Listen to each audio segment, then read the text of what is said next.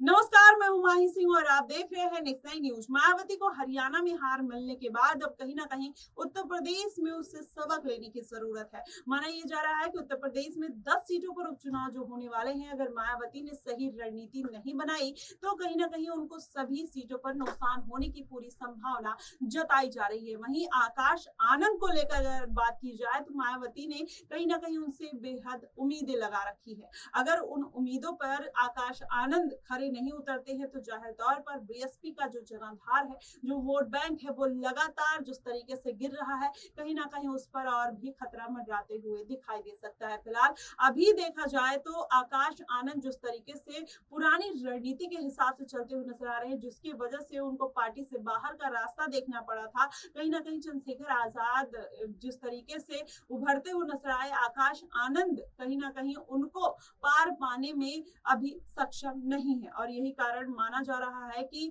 आकाश आनंद लगातार बड़ी बड़ी पार्टियों पर हमलावर हैं, जिससे वो लाइमलाइट में बने रहे और कहीं ना कहीं उनका जो क्रेज है वो जनता के बीच में आता हुआ नजर आए। वहीं फिर से उन्होंने एक बार भारतीय जनता पार्टी को लेकर जिस तरीके से तंज कसा, हालांकि कुछ दिन पहले जब उनको पार्टी से बाहर निकाला गया था तो उन्होंने आतंकवादी तक भारतीय जनता पार्टी को कह दिया था, जिसकी वजह से मायावती ने उनको नेशनल कोऑर्डिनेटर के पद से हटा दिया था, उत्तराधिकारी के पद से हटा दिया था। लेकिन फिर से उनको अपना पद देते हुए मायावती नजर आई, लेकिन उसका कोई असर हरियाणा के चुनाव में भी देखने को नहीं मिला। लेकिन उसका कितना जादू उत्तर प्रदेश के उपचुनाव में देखने को मिलेगा, कहीं ना कहीं ये देखना दिलचस्प होगा। और मायावती ने जिस तरीके से अपने प्रत्याशियों पर विचार करने चालू कर दिए हैं, मायावती ने पहले जो टिकट बांटे थे कहीं ना कहीं अब उससे संतुष्ट नहीं नजर आ रही हैं और उसमें बड़ा फेरबदल करना चाहती हैं। वही कटहरी पर देखा जाए तो अमित वर्मा को पहले मैदान में उतारा था, अब माना जा रहा है कि मायावती को यहाँ पर बेदागी चेहरा जो है वो चाहिए, इसलिए वो अब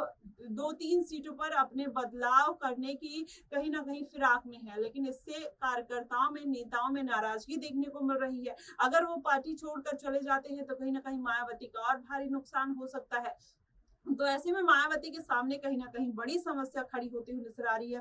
और मायावती की सबसे बड़ी अगर गलती देखा जाए तो लोकसभा चुनाव के बाद मुस्लिम कैंडिडेट पर अपनी हार का ठीकरा फोड़ते हुए नजर आई। वहीं हरियाणा में बात करें तो जाट वोट बैंक पर कहीं ना कहीं मायावती ने करारा निशाना साधा और इसका पूरा जो श्रेय है हार का वो दे दिया अभय सिंह चौटाला को। तो ऐसे में माना जा रहा है कि मायावती का कड़ा रुख कहीं ना कहीं उनके ऊपर ही भारी पड़ता हुआ नजर आ रहा है। वहीं आकाश आनंद जिस तरीके से पार्टी में निष्क्रिय है, कहीं ना कहीं उससे ये माना जा रहा है कि मायावती का जो मनोबल है वो उसी वजह से गिर रहा है। ऐसे में लेकिन अगर देखा जाए तो मायावती सभी पार्टियों पर अपनी रणनीति पर विचार न करके ठीकरा फोड़ती हुई नजर आएंगी तो आने वाले दिनों में उनकी बड़ी समस्या बढ़ती हुई नजर आ सकती है। वहीं Dalit vote bank, OBC vote bank, Muslim vote bank को साध पाना कहीं ना कहीं मायावती के लिए मुश्किल हो जाएगा, जहां मैदान में भारतीय जनता पार्टी और समाजवादी पार्टी जैसी बड़ी पार्टियां हैं, वहां पर मायावती को अपना दमखम दिखाने के लिए एक मजबूत रणनीति की जरूरत होगी, जिसके बल पर वो 4 बार पूर्व में मुख्यमंत्री रह चुकी हैं। अगर वही रणनीति